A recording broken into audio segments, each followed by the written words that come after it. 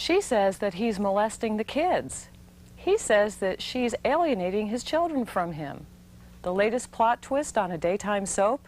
No, this is real life and what we're going to be talking about today on Fathers Are Parents Too.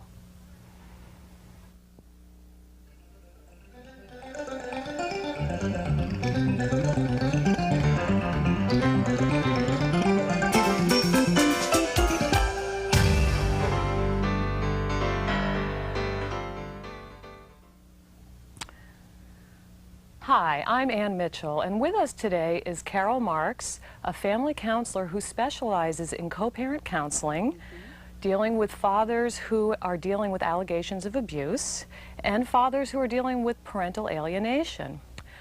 Carol, co-parent counseling, isn't that just another word for marriage counseling? Oh, no, not at all. It probably would be a good idea to have co-parent counseling during some marriage counseling, and we may not be facing as many divorces and custody issues. But this is, I think, a relatively new specialty that I've been doing recently, where I see parents right after they file for divorce, if I'm very lucky, okay, if they're lucky, good time for them, to come in when they're dealing with custody issues and actually what we're talking about, co-parent issues. Co-parent, now if they're in the middle of a divorce, that means they're going to be apart. How can they co-parent if they're apart? They will be co-parenting, hopefully, with some shared custody for the rest of their lives, but certainly until their children are at least 18. So how does that work? How is that different from what people who don't see you do? Hopefully it helps them get along, helps them resolve a lot of the bad feelings that they're bringing into the divorce. I mean, they're coming to the divorce stage because the marriage didn't work. Okay. And so they come into this situation with a lot of angry feelings, a lot of upset feelings, and a lot of very unresolved issues. That affects how they see the other parent. Okay. And frequently affects what they say to their children and how they regard that other parent not only as their partner but as the co-parent, in other words, the father or the mother of their children. And that will affect them. That will affect the way they get along, and without any question, it will certainly affect how they take care of their children, and it will affect the children. So it sounds like what you're saying is it isn't just co-parenting in the same room, it's actually what they do even when they're in separate locations through the child. Right. I've heard it said that when a parent puts the other parent down to the child, they're actually putting half of the child down, and people don't actually realize that. So, well, I think that's true. I think a child is certainly a combination, usually genetically, and by all means experientially, of both parents. And to denigrate one parent to the child is to say there's something wrong with at least a part of you. That's one part of it. The second part is it's to say, you know, there's something wrong with that parent that you love very much. that's got to be really tough on a child. It's terrible. In fact, it's really hard for me sometimes to talk about it because it hurts me so much. Why would a parent do that? I mean, why would they hurt their child that way? I don't think they're necessarily aware if they're hurting their child. I think it's more a sense of, I'm angry at you, I've got unresolved issues with you, I don't like the way you did this, that, and the other to me, and I may not even like the way you parented. I may not even approve of the way you parented, and I want to protect our child from you. And that probably is where these other specialties you have come in then, parental alienation. It sounds like that's what you're talking about. What exactly is that? Well, I think parental alienation is a term that's come into great prominence lately because we're seeing a lot of children that don't even want to be with one of the parents, and generally it's the father, it's generally the non-custodial parent, and somewhere down the road after the divorce and after the custody arrangement, the children frequently begin to express disappointment at going to dad, and they don't want to go to dad, and sometimes before they know it, they don't even want to be with dad at all. And then you say before they know it, like... It does. It creeps up on the children many, many times. So you're saying it's not something that they're consciously doing then, it sounds like. Are you talking about the parent or the children? Well, the child. I think it's a combination of factors, but I think if I personally had been exposed to a lot of denigration about another person in my life, it would be very difficult for me to hold on to my experience with that person. So what you're saying then is, when I hear the term parental alienation, I think of the kind of situation where one parent is intentionally saying the other parent is really a bad parent and you can't be with them. It sounds like what you're saying is it's more subtle, that maybe the child's internalizing some of what they're hearing. I'm putting words in your mouth. Well, no, I like what you're saying, though, because I think it's both. I think there are times where I could say that there's an active campaign on, and I'll say generally the custodial parent's part, to alienate the child. It's an active, conscious decision. Frequently it's not conscious at all. It's things like, oh, your dad's on the phone. Now I know you're doing your homework, and I know you don't have time for your dad.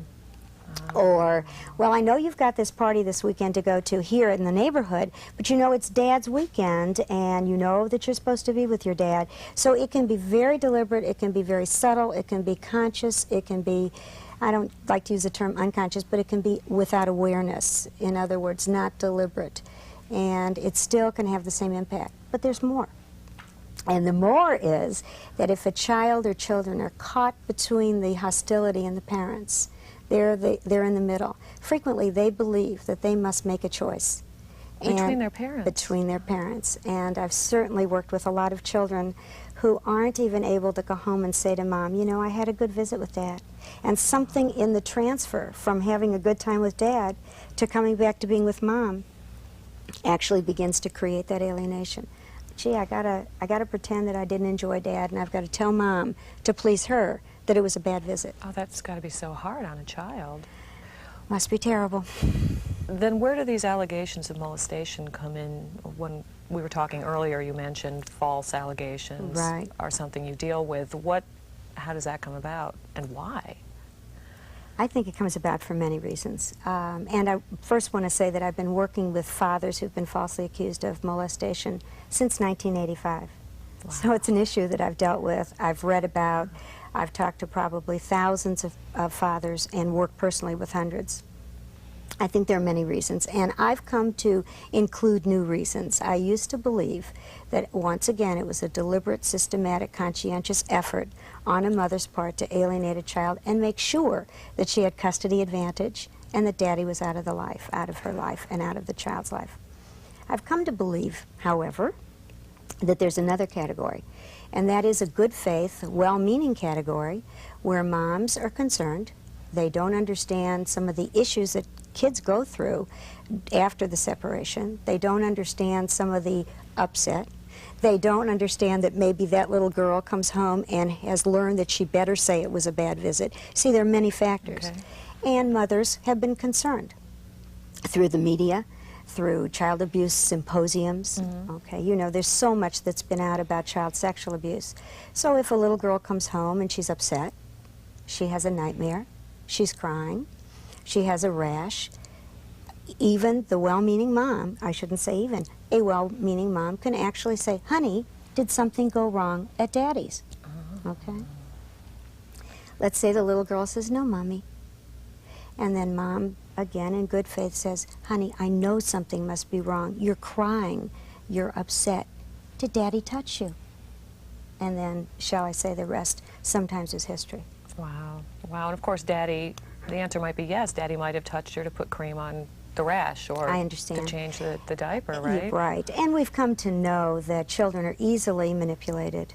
They learn to say what somebody wants to hear, especially if they're pursued.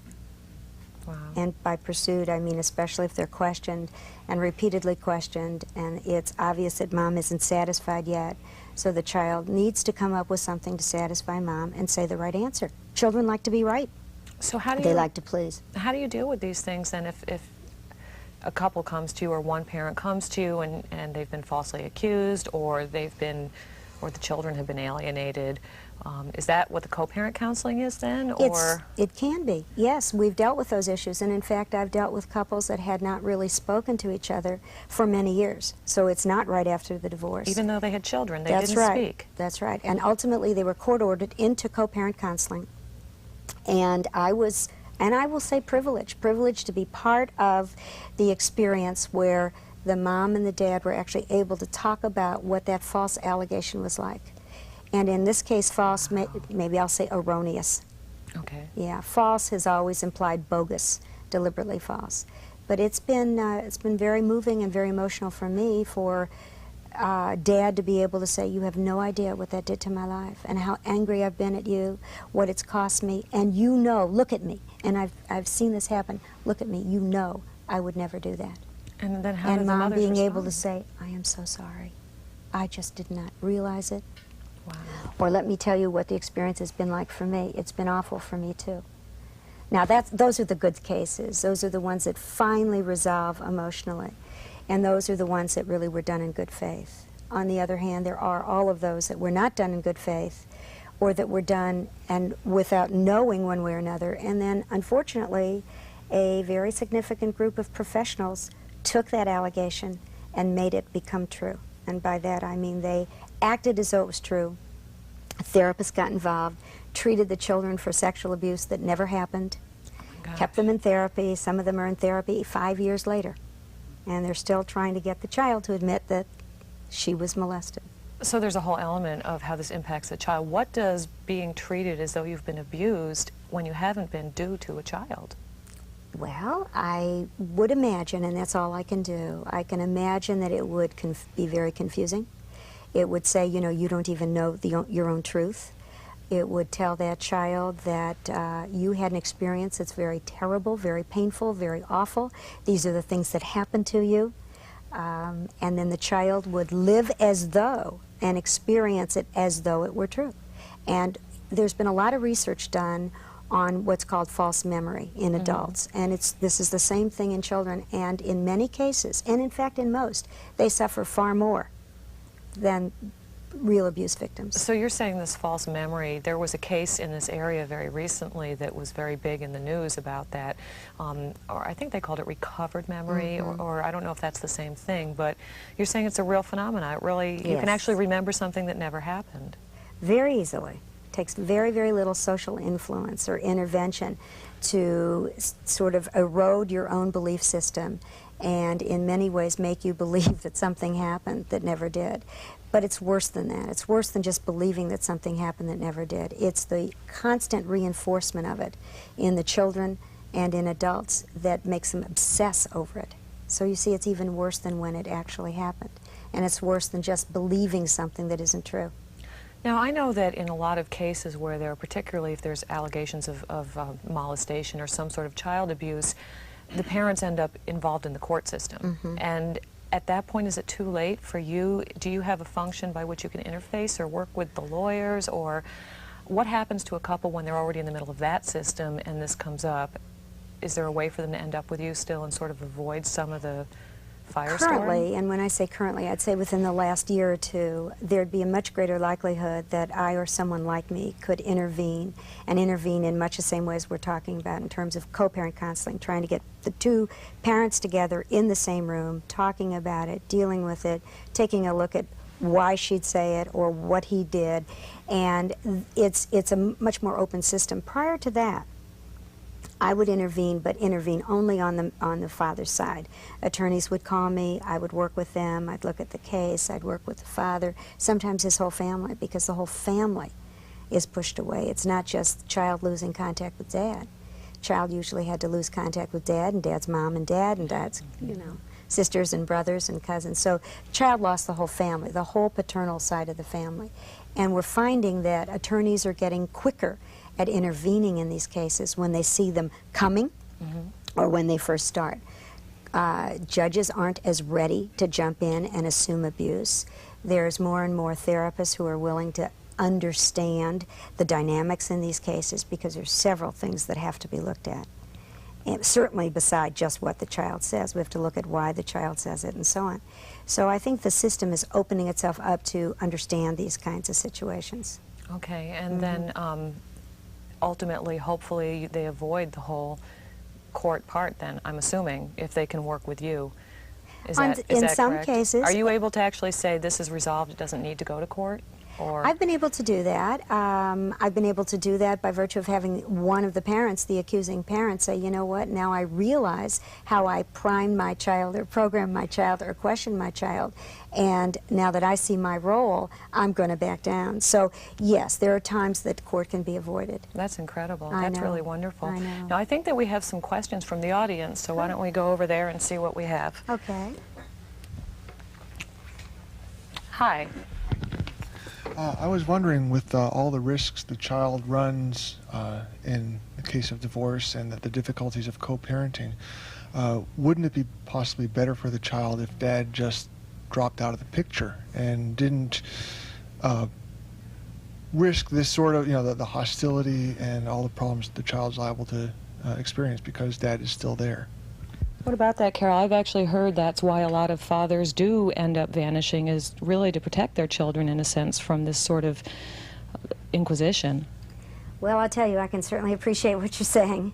And I know that in some cases when fathers have just sort of beaten their heads against the wall and worked very hard at trying to have visits or have some shared time, and there have been allegations or hints of allegations, ultimately their decision is, you know, I do want to protect my child and keep her or him or them out of the conflict. But you see, when you vanish, then the child certainly gets the message, and I'm sure reinforced by mom, you see, dad didn't love you, he's not around for you, I always told you he'd abandon you, and that's what that child grows up with. So I'm afraid there's no easy answer. I wish I had one, because if I did, I'd give it to you.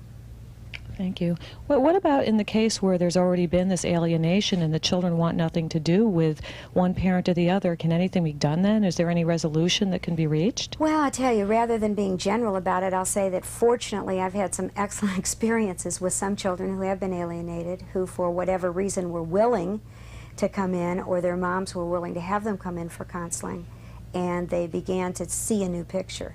That's one option. The second is that if there's any way to get some court-ordered therapy or counseling with the father and the children, and again, this is not perfect, it doesn't always work, but sometimes it works, and the children really are able to remember who their dad is, because they don't remember who their father is.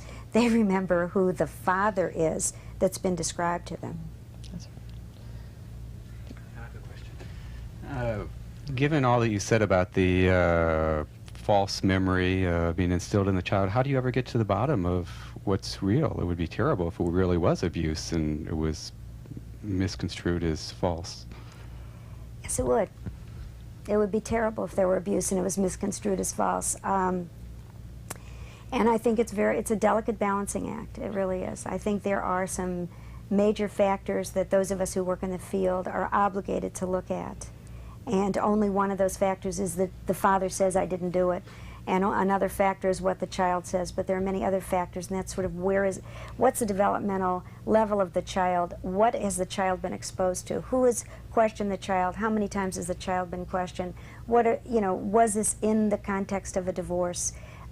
Is the child reacting emotionally to the separation? So it's like we really have an obligation to look at all those factors. And there's always a chance of being wrong. There really is. And I'm not going to say that there's a 100% guarantee that abuse isn't going on. It's just that in my experience in the last 10 years, the cases have all looked the same.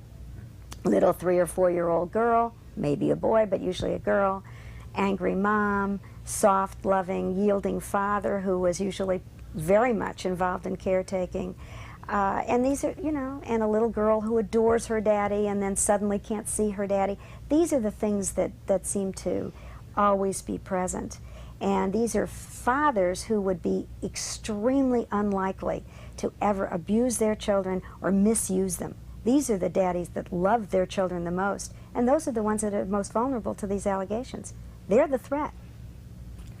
Carol, do you have a sense from the work that you've done in the area, a percentage perhaps of the cases that you've seen which did turn out to be, you used the word I think erroneous, where there really wasn't abuse going on but one parent thought there was or alleged that there was? I'm probably going to give you a very skewed answer. In my experience, there hasn't been a real case. Really? Mm-hmm. Wow. Wow. Yes. Yes, I would characterize myself as fitting that description of the sensitive, giving dad who backed off. Now, when I faced my ex-wife in court, at one point I remember just so clearly my attorney saying to me, now if you make any kind of a play for custody of these children, I know from your wife's attorney that they're going to allege massive sexual abuse.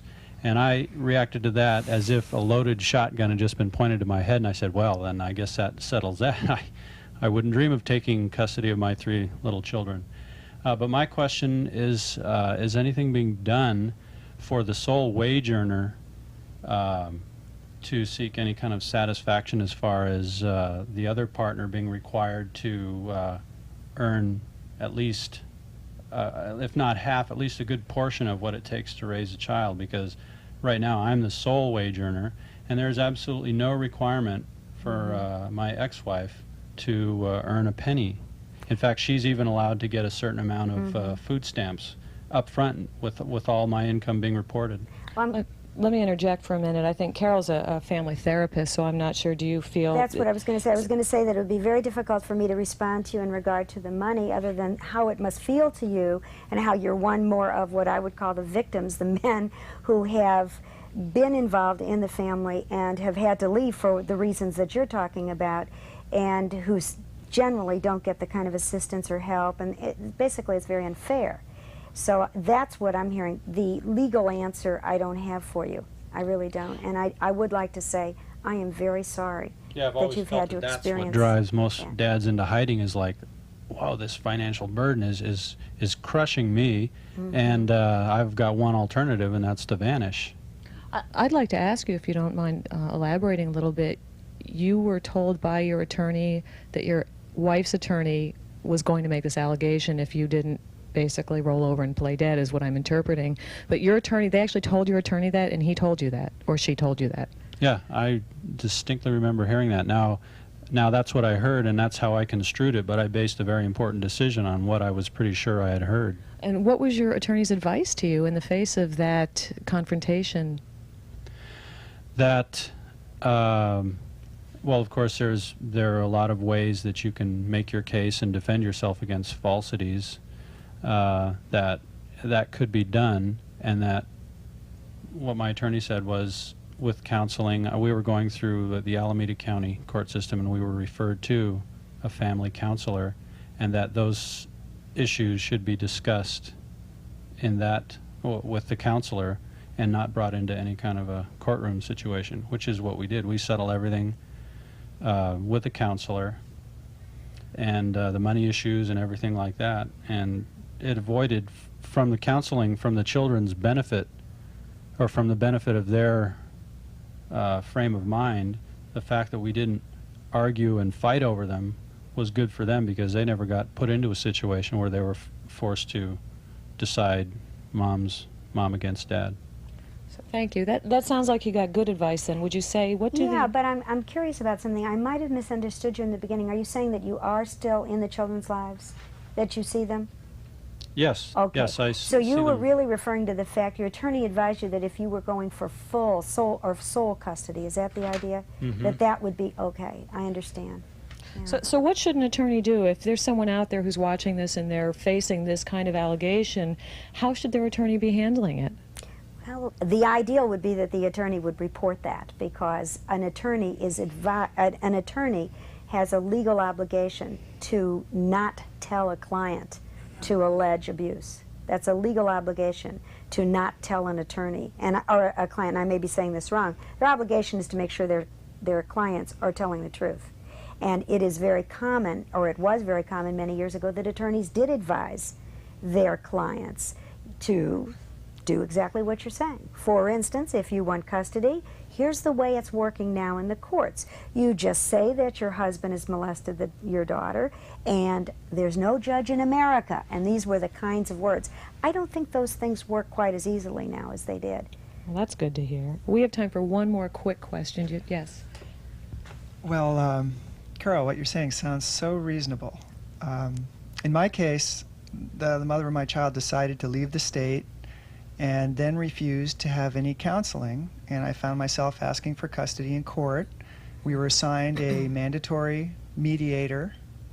Sounds like what you do, right? Mediator. Well, this person clearly was biased against fathers and just did not have any recommendation to make about the importance of me being in my child's life. So now my question is, what could I have been able to do? Do you work as a special master, as a child's advocate? Is there any way I could have, if I had known you then, could I have somehow gotten you to testify in the case?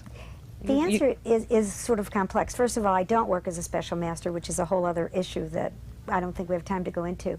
But I don't work as a mediator. I work as the counselor doing the co-parenting. So if I had been able to be involved, you and the child's mother would have been ordered to come into counseling together and work that issue out. And by that I mean work out the reasonableness, and it would be my skills, hopefully, that would help her understand your child's need, and I'm saying her child, your child, together, the child's need for a dad, and his right for a dad, and to have a good relationship with that dad, as well as your right.